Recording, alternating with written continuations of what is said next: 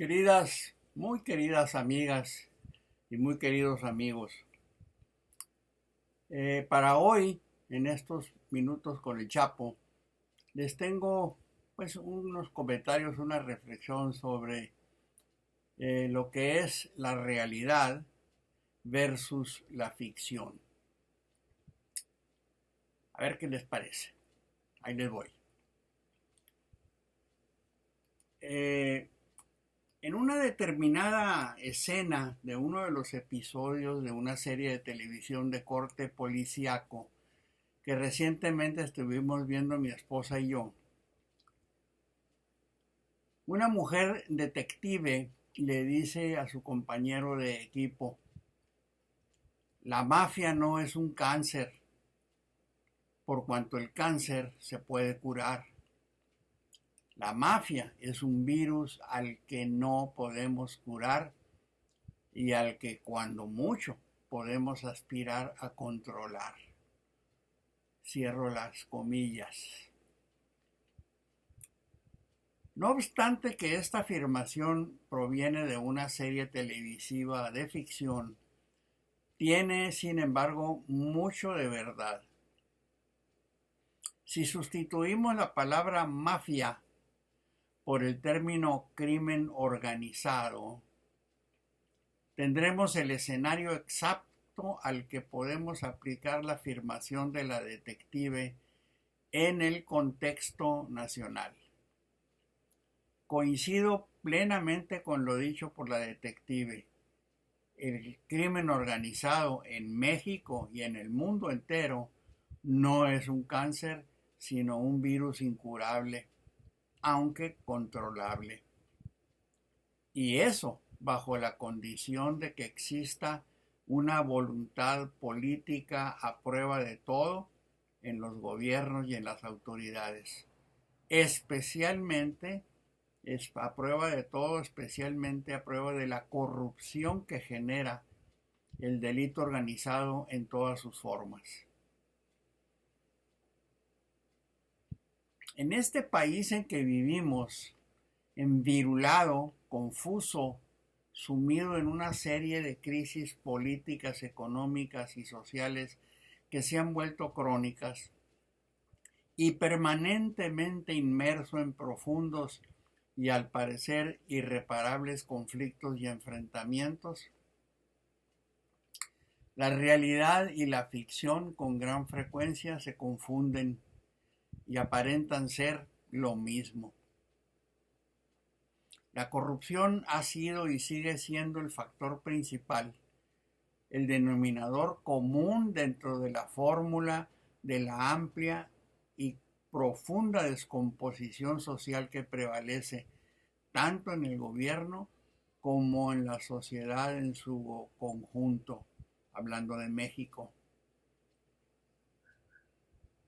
Al escuchar lo que la detective le dijo a su pareja, inmediatamente lo relacioné con la situación que estamos viviendo en nuestro México desde hace décadas y que en la actualidad se ha acentuado y profundizado.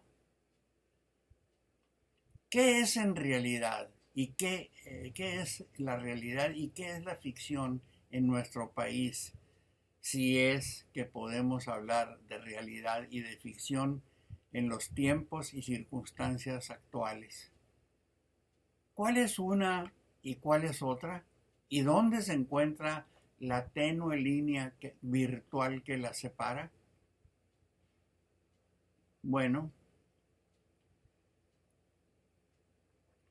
a los escasos amigos y seguidores que se toman la molestia de leer lo que escribo y de ver mis videos que les ofrezco 2 veces por semana, les tengo una noticia.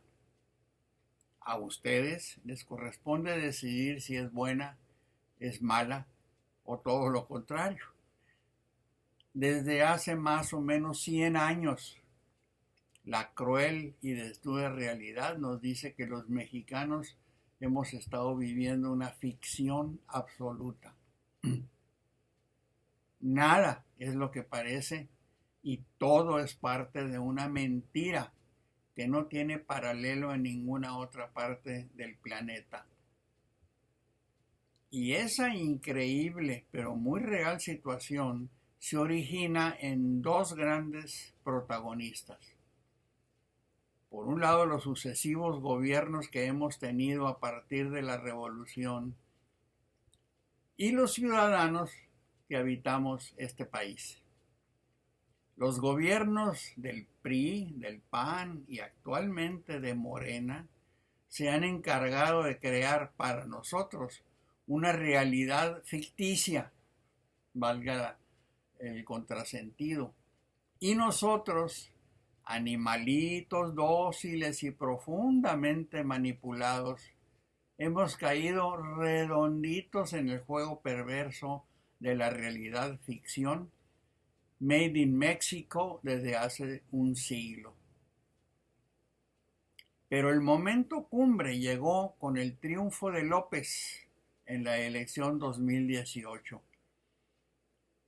Este lamentable prestidigitador de ranchería se ha dedicado en cuerpo y alma al perfeccionamiento de la mentira como herramienta de gobierno, y a diario, desde hace casi 2 años, en el desayuno, la comida y la cena, le ha hecho tragar al pueblo mexicano abundantes y variados platillos de embustes y falsedades, aderezados con una ración de narcotizante basofia demagógica. Así, al menos así lo veo yo. La gran bandera de campaña de López Obrador fue la lucha contra la corrupción. Todos lo sabemos, en todas sus manifestaciones.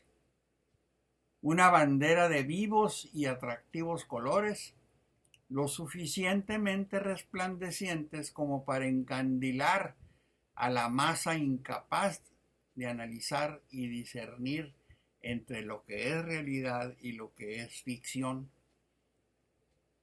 Y emulando al inmortal poeta ibérico Federico García Lorca, abro comillas, montado en potro de nácar, sin bridas y sin estribo, cierro comillas, se lanzó este tipo por tercera vez a la conquista del poder, la meta añorada durante toda su vida inútil y plagada de zonas de tinieblas espesas y profunda oscuridad. La tercera vez fue la definitiva y ganó por fin, arrollando materialmente a sus adversarios, al darse una extraña y sospechosa conjunción de factores que hasta la fecha no ha podido ser explicada a plena satisfacción y cabalidad, incluso por los pensadores y analistas más brillantes e independientes que tenemos en el país. Desde luego, esa sospecha, por más justificada que sea, le falta mucho para convertirse en certeza. Así que mientras son peras o son manzanas, seguiremos sospechando que hubo mano negra, o más bien mano tricolor, en la elección de 2018, en la que surgió triunfante el caudillo del Arrabal, que se ha dedicado a destruir y a contaminar todo lo que valía la pena en este país. Poderes, instituciones, organizaciones y personas en general. Este individuo, que con increíble desvergüenza y desfachatez se ostenta como un incorruptible caballero defensor de la moralidad y la decencia, ha tenido a bien rodearse de una cohorte de políticos vividores de la peor ralea, figuras indeseables y con antecedentes claramente delictuosos que nos revelan con total claridad la profunda decadencia moral que constituye el sello distintivo de la actual administración federal. Y llevamos ya prácticamente 2 años tratando de discernir entre lo que es realidad y lo que es ficción en lo que concierne a la actuación de este grupo de delincuentes organizados bajo las banderas deshilachadas de una transformación de cuarta que lleva al país en volandas hacia un precipicio insondable de caos y ruina. Si bien es cierto que para muchos millones de mexicanos la crisis económica representa la primera prioridad, tenemos que aceptar que para muchos otros millones la inseguridad, la violencia y el peligro de ser víctimas de ambas constituye su gran preocupación.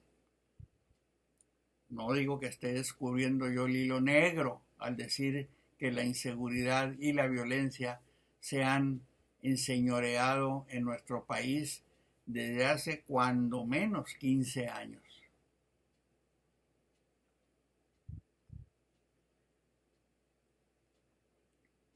A partir de 2005-2006, ningún presidente ha tenido éxito en las estrategias para combatir al crimen organizado. Señal inequívoca de que efectivamente ese mal no constituye un tumor canceroso extirpable, sino un virus infeccioso que resulta mortal a menos de que se le controle. La guerra de exterminio emprendida por el gobierno de Felipe Calderón contra la delincuencia organizada resultó un rotundo fracaso que generó decenas de miles de muertes a lo largo y ancho del país. El gobierno de Peña Nieto no obtuvo mejores resultados y también fracasó en toda la línea. Ninguno de los dos logró comprender que es imposible exterminar al crimen organizado y que cuando mucho lo que se puede lograr es controlarlo, y eso relativamente. Y aunque se me venga el mundo encima por lo que voy a decir, la única forma de controlar al crimen organizado es pactando con ellos, estableciendo reglas claras,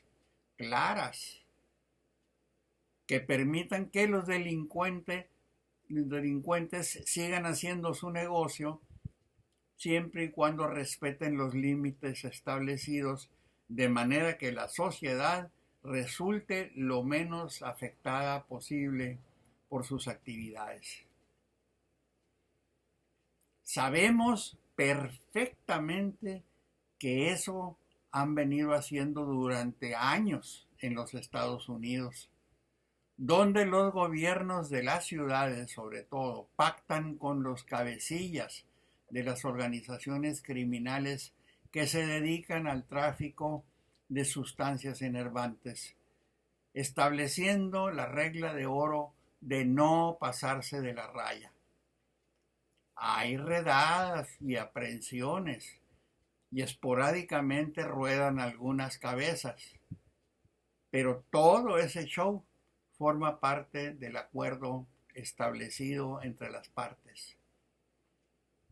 Cualquier semejanza entre Estados Unidos y México en este campo es mera coincidencia, entre comillas.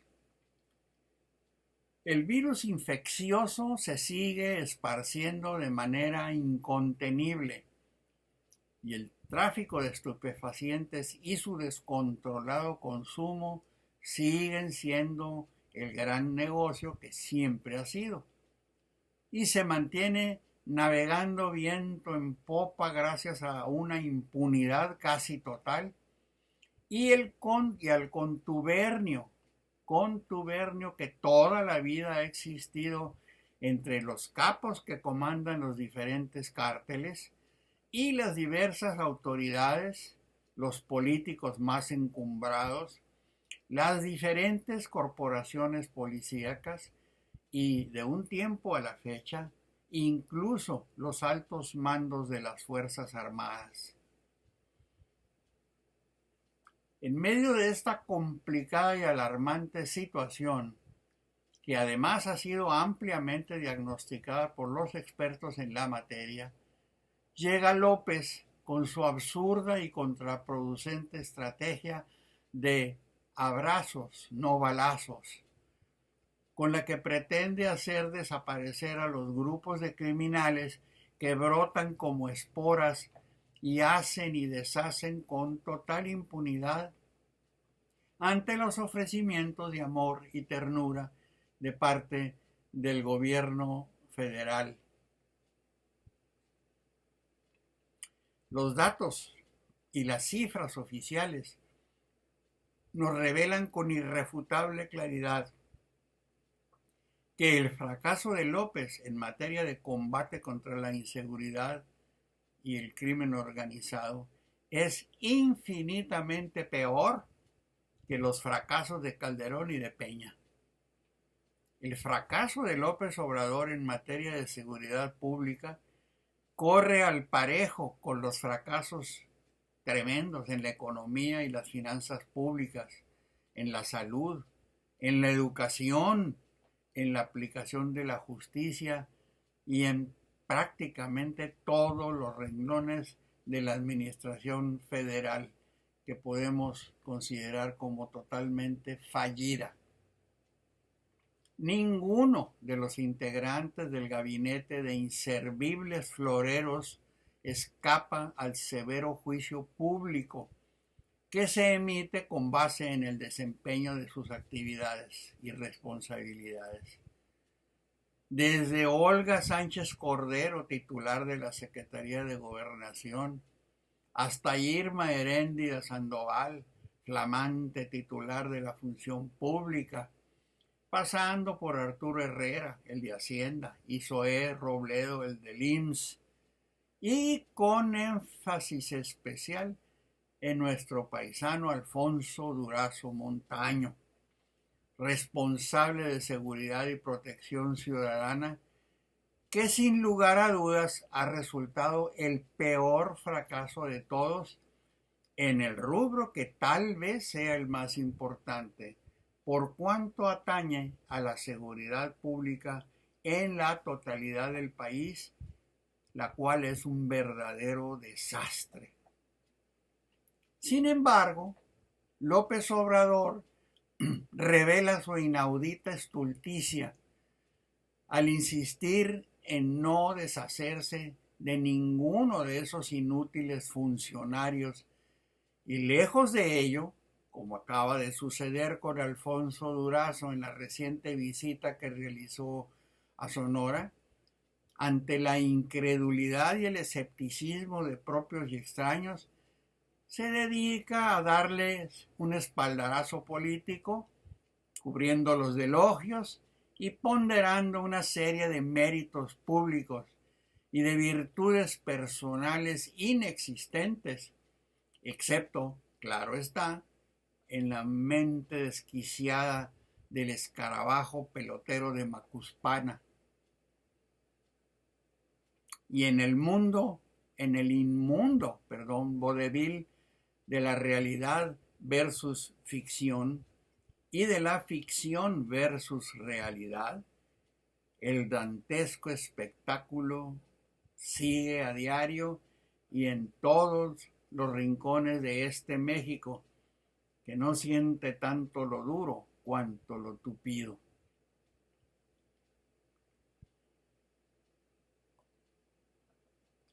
Aquí le dejo estas reflexiones, estos comentarios. Usted dirá si se ajustan a lo que está sucediendo en el país y a la realidad ficción que estamos viviendo, o ando, como se dice, haciendo pipí fuera de la basinica. Ustedes dirán. Los invito, amigos, después de agradecerles infinitamente su atención y su compañía, los invito a que me acompañen el próximo lunes en algún otro tema de esos que alivian el ánimo. y reconfortan en estos tiempos de tribulación que nos agobian. Gracias nuevamente por su compañía. El virus está retomando aviada. Cuidado, cuidado. Que Dios los bendiga, los proteja, los mantenga a salvo. Y aquí los espero, aquí mismo, el próximo lunes. No lo olviden. Primero Dios, nos veremos y ya veremos.